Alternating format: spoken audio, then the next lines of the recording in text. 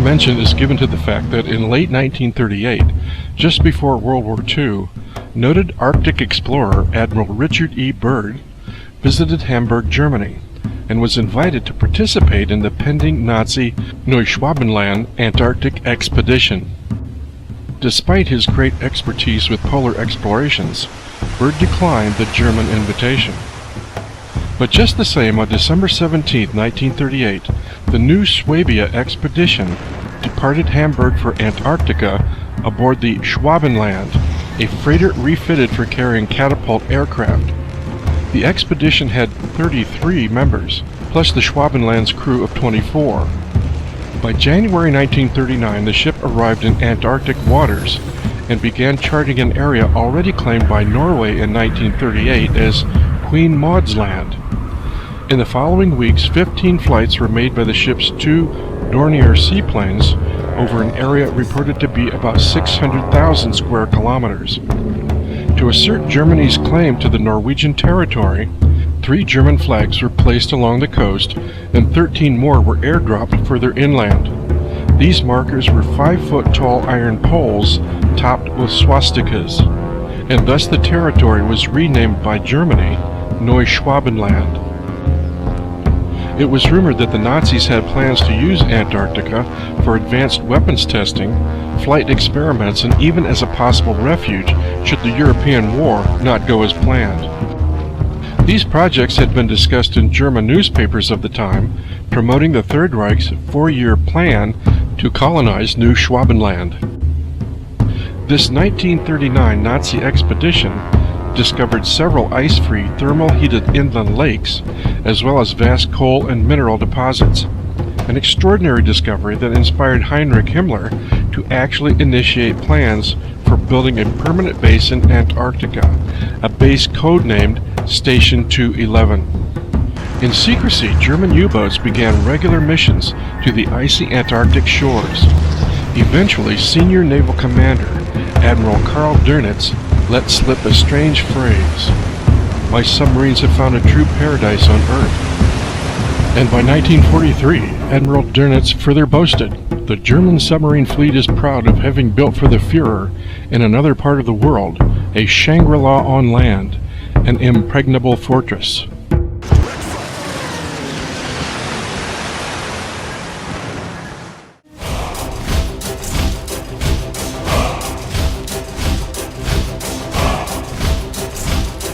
The question remains why in the late 1930s, with the rise of the Nazi Third Reich and the shadow of major military hostilities looming yet again over Europe, would German officials invite Admiral Richard E. Byrd on a costly and seemingly frivolous expedition to the frozen wastes of Antarctica?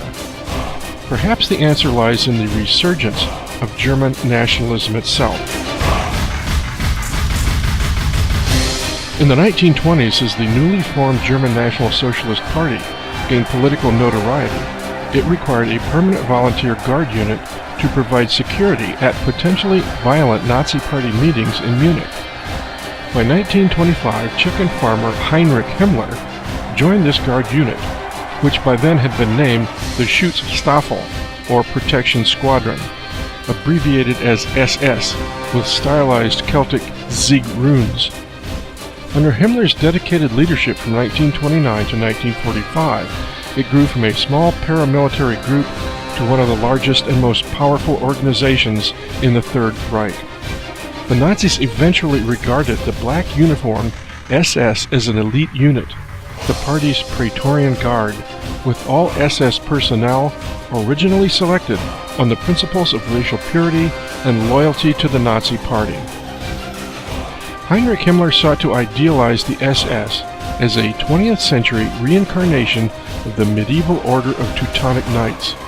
Before and during World War II, Nazi propaganda and ideology made frequent use of the Teutonic Knights imagery, as the Nazis sought to depict the noble knights as forerunners of German conquests for Lebensraum. Aside from Hitler's determination to liberate his country from the crushing despair of post-World War I economic depression, he was equally determined to realize his treasured dream of Lebensraum, to secure a homeland for the Germanic peoples. This philosophy implicitly assumed the superiority of Germans as members of an Aryan master race, who by virtue of their superiority had the right to displace people deemed to be spawn of inferior races.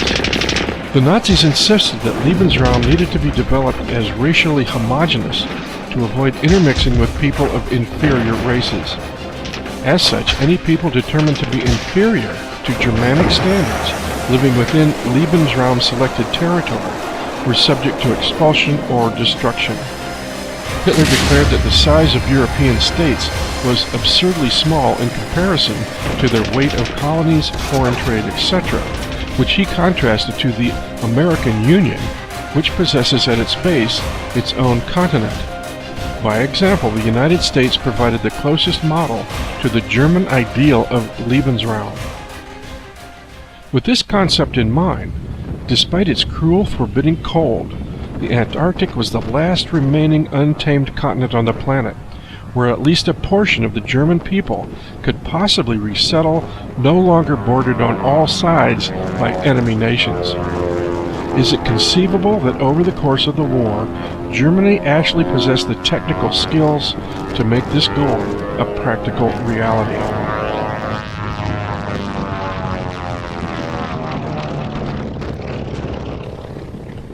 But aside from the potential wealth of untapped natural resources, perhaps there was an ever more valuable occult treasure luring Nazis to the South Pole's land of everlasting mystery as well. In 1935, the Third Reich officially founded the Ahnenerbe Society for the express intent of rediscovering the historical roots of the German nation. Ahnenerbe, when translated, means legacy of the ancestors. This mysterious organization was the only known historical structure engaged in the study of the occult and mysticism to have state funding and support. No organization in the world had at its disposal such a volume of data or such profound influence over the development of occult technology as the Ahnenerbe Society. Ahnenerbe founders were drawn from the highest ranks of the Third Reich. Research into occult knowledge and paranormal phenomena by the Ahnenerbe received blessings from SS Reichsfuhrer Heinrich Himmler, who not only promoted such research on his own initiative, but also with instructions from Adolf Hitler.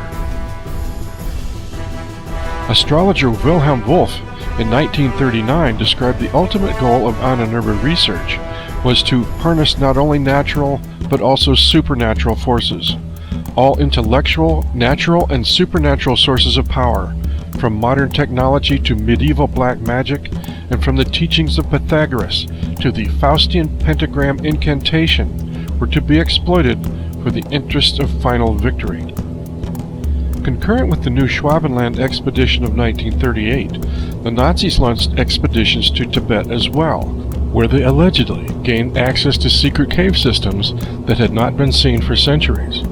Within these caves, the Nazis claimed discovery of secret ancient texts from pre-flood times or even from Atlantis. Texts supposedly detailing where the opening to the hollow earth could be found, and also where Hitler believed that a technologically advanced Aryan race dwelling within might be recruited to help Germany win the war. As well, this research revealed that the landmass hidden beneath the ice shelf of Antarctica was also a remnant of the lost Atlantean continent. The Tibetans believed the arrival of the Nazis fulfilled their own prophecies that a new age of enlightenment was at hand.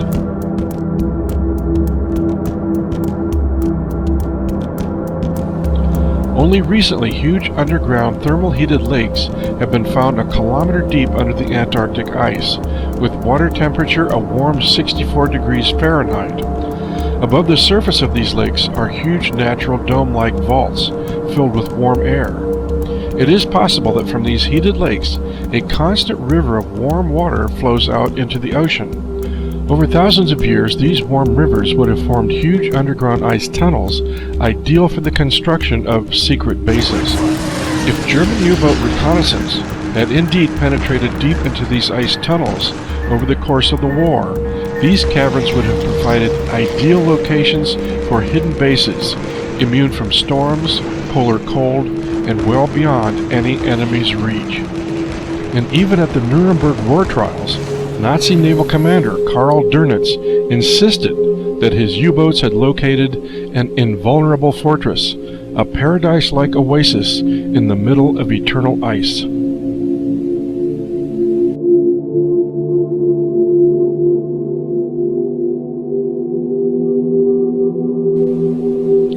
However, Nazi pre-war interests in the Antarctic did not go unnoticed by the United States Defense Department. An historic scene in the White House.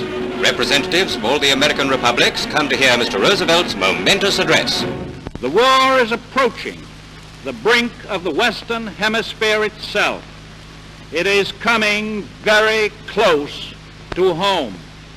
No spurious argument, no appeal to sentiment, no false pledges like those given by Hitler at Munich can deceive the American people into believing that he and his Axis partners would not, with Britain defeated, close in relentlessly on this hemisphere of ours. On Saturday, July 8, 1939, Americans across the country opened their New York Times newspaper to a front-page story declaring, "President directs speed on Byrd trip." President Roosevelt moved today to prevent possible extension of Germany's claims to Antarctic areas into the Western Hemisphere by directing Rear Admiral Richard E. Byrd to leave in October to territory within the sphere of influence of the Monroe Doctrine. It is apparent that this government was prepared to take the position, if necessary, that any attempts by foreign powers to establish bases west of the 180th meridian in the Antarctic would be considered an unfriendly act. If the $340,000 appropriated by Congress for the expedition permitted, Admiral Byrd said he would outfit 3 ships. His own ship would be the Bear of Oakland, which is undergoing a careful inspection at Boston. He said he would lend it to the government after a new engine had been installed. Obviously, Nazi territorial claims of Neuschwabenland foreshadowed a potential confrontation between America and Germany as early as 1939. However, in retrospect, we find that though the German presence in the Land of Everlasting Mystery was the official reason for Admiral Byrd's hurry-up expedition, Admiral Byrd and those under his command allegedly made no attempt to observe what the German expedition was up to. But a small follow-up article hidden away on a back page of the November 30th, 1939 issue of the New York Times revealed secret orders taken by Byrd on polar trip. Rear Admiral Richard E. Byrd joined the vanguard of his South Pole expedition at the Panama Canal today with confidential orders from the White House. Officials say the orders were a State Department secret. Even the existence of the orders, authorities said, had been kept secret.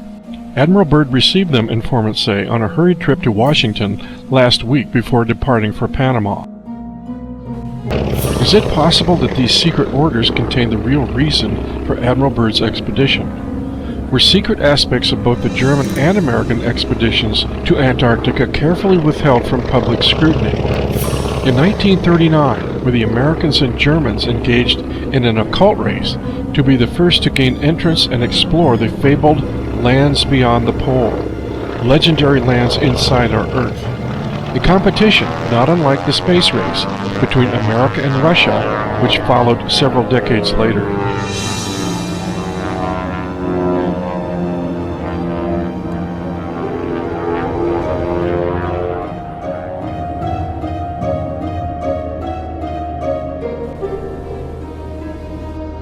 In the series of reports entitled The Quest for the Inner Passage, it was noted that Admiral Byrd's family is part of the elitist crowd through kinship with England's royal family. Byrd himself was a 33rd degree Freemason, and a veil of secrecy has covered his expeditions from the start. As one biographer put it, there were secrets that would not be talked about. And not surprisingly, One World Order paymaster John D. Rockefeller and his pals had financed all of Byrd's early explorations, with the exception of Operation High Jump, which was financed by the United States Navy. Were occult secret societies of both the United States and Germany locked in a competition to rediscover Atlantis.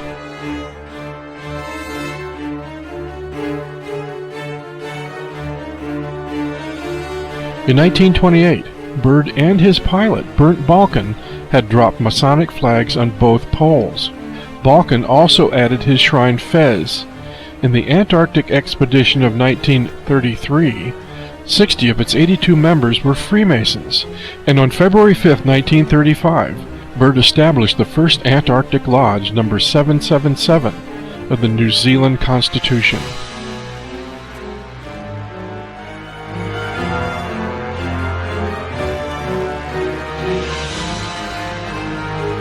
And just as Roosevelt had predicted, the whole world was at war by December of 1941.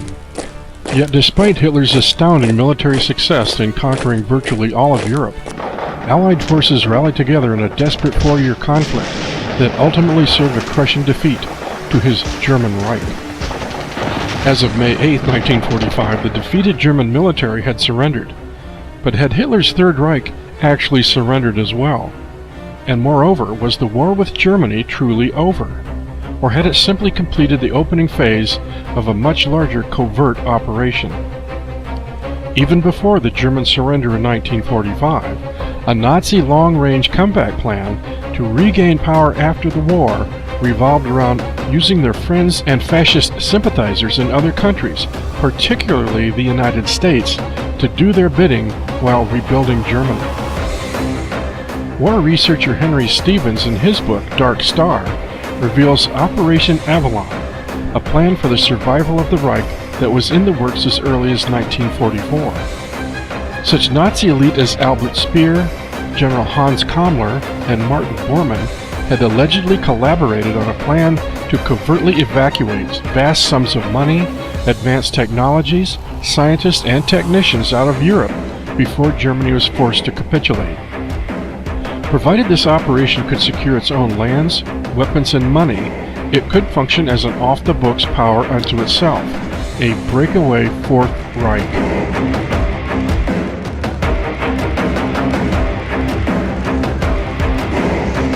Over the course of the war, the Nazi SS had already evolved into an autonomous state unto itself within the Third Reich, armed with an astounding array of military wonder weapons, supersonic jet aircraft, flying wings, cruise missiles, ballistic missiles, and allegedly flying saucers, all technologies unmatched by Allied defenses.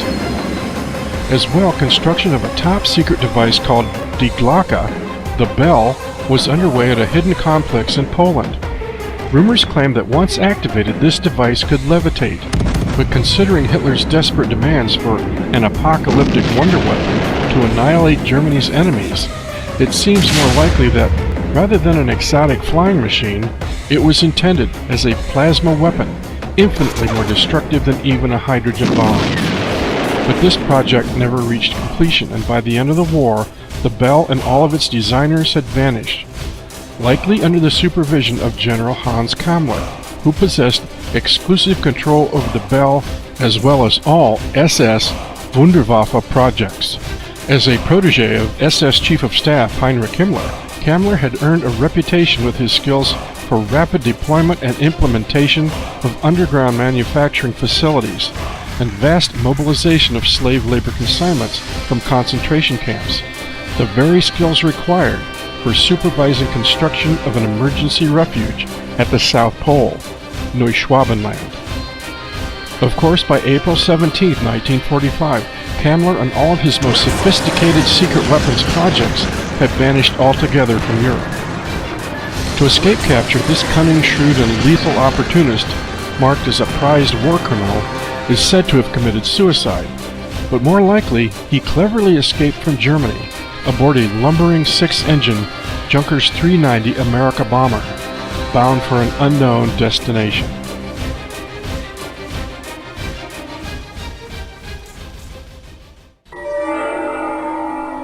Sir Roy Fedden, leader of a technical mission to Germany for the British Ministry of Aircraft Production, stated, I have seen enough of their designs and production plans to realize that if they had managed to prolong the war some months longer, we would have been confronted with a set of entirely new and deadly developments in air warfare. Although the German armed forces had surrendered to the Allies in 1945, technically speaking, the Third Reich itself had not capitulated. And considering intelligence gathered on clandestine post-war Nazi operations in the Southern Hemisphere, Secretary of the Navy James Forrestal dispatched Admiral Richard E. Byrd's legendary Operation High Jump reconnaissance expedition to the Antarctic. 1.5 years after the official end of World War II, a powerful Navy task force comprised of an aircraft carrier, 12 warships, a submarine, over 20 planes and helicopters, as well as a crew of 4,000 men, set off for the stated purpose of mapping the South Pole.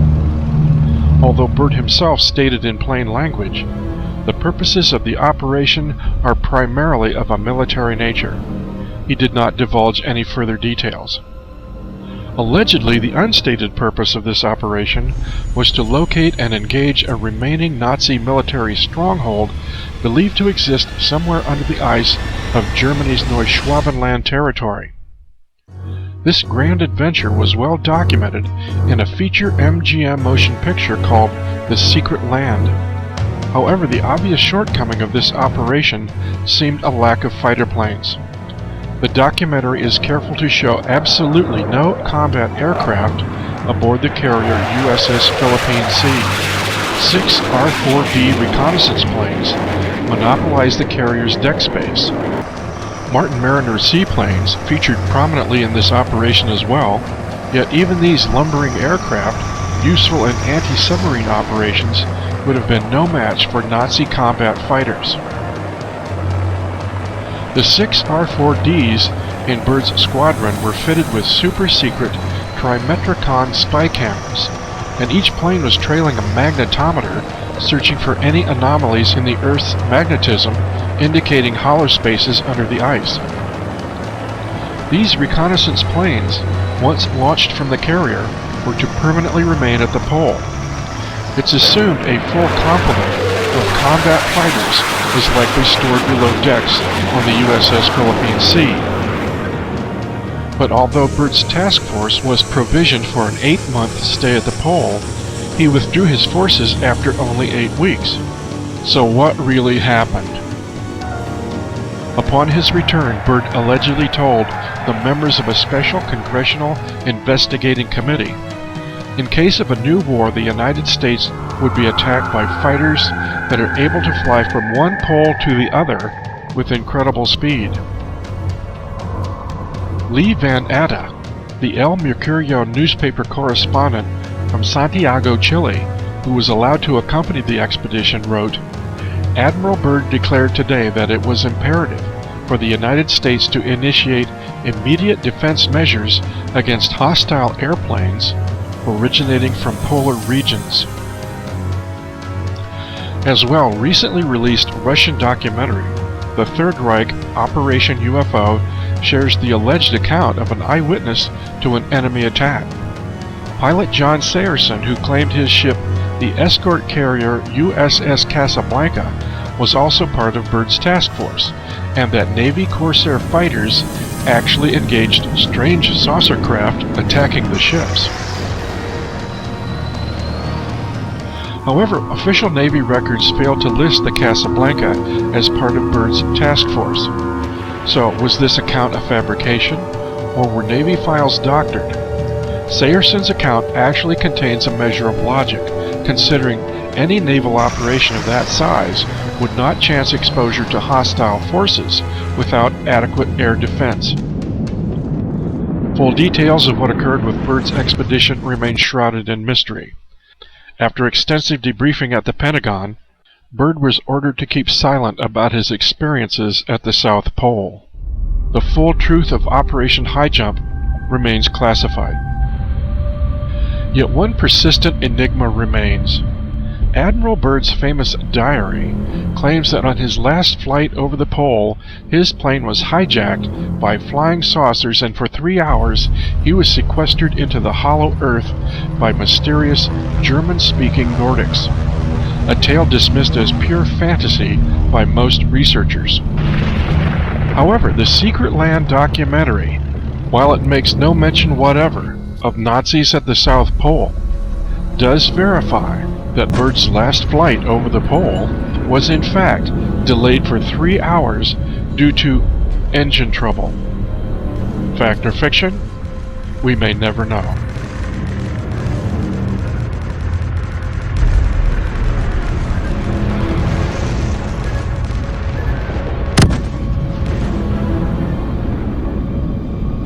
Four months later, in September of 1947, just 8 months after Admiral Byrd's aborted mission to the Antarctic, the Strategic Air Command undertook a detailed mapping and reconnaissance mission of the North Pole.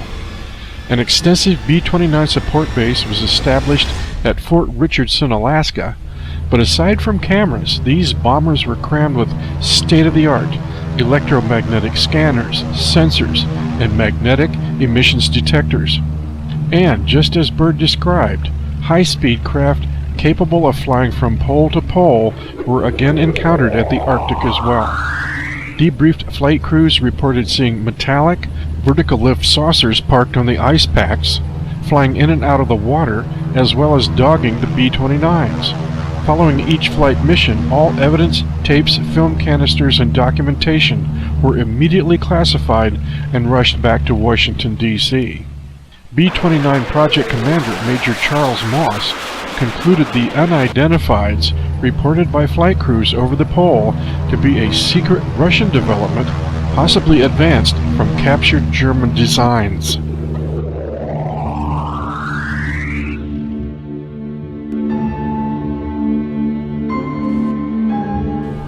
Upon returning to the United States after Operation High Jump, Admiral Byrd was hospitalized and sequestered from speaking anymore to the press. But yet again in March 1955, he was placed in charge of another Navy Antarctic expedition called Operation Deep Freeze.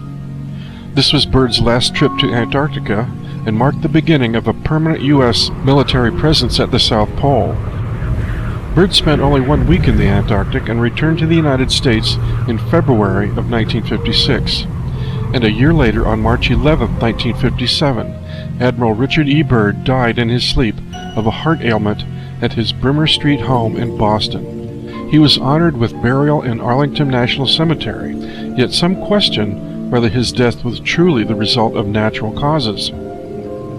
In August 1958, as a continuation of Operation Deep Freeze, the USS Norton Sound, while in Antarctic waters, launched 3 rockets armed with low-yield atomic bombs, which were detonated high over the pole for Project Argus, a classified operation with the stated purpose of studying the Earth's magnetic field. Reportedly, this research contributed to the discovery of the Van Allen radiation belts. But just what the true purpose of Operation Deep Freeze was remains a mystery, and although the nuclear detonations over the pole may have been an attempt to disrupt covert Nazi operations under the ice with an electromagnetic pulse, there is no record of Nazi retaliation against this 1958 Navy operation.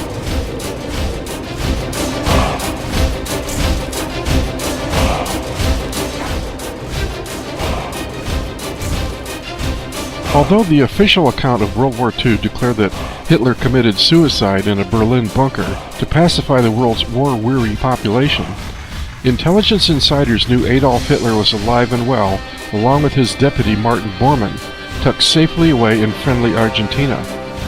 In fact, President Juan Perón was most cordial to survivors of the Reich, providing them an area of Rio Negro province, roughly the size of Massachusetts, for resettlement. San Carlos Bariloche, a city in that province which bears all the charm of the Bavarian Alps, is populated by Germans. Lebensraum, or at least a portion of the survivors of the Reich. and from Argentina it was Martin Bormann who inherited the power over the Reich, and that power was wealth. Vast amounts of plundered gold and other financial assets, enough to still wield significant, covert international influence. Over time, evidence of this invisible Nazi influence would begin to surface. Of course, thanks to President Harry Truman's Project Paperclip, Nazi spy master Major General Reinhard Gehlen and his entire staff were installed into the United States Central Intelligence Agency. As well, Nazi rocket design genius Werner von Braun and his entire engineering staff were repatriated into service for the National Aeronautics and Space Administration. Essentially, thanks to President Truman's capitulation, the Third Reich had successfully invaded and conquered the United States government without firing a shot.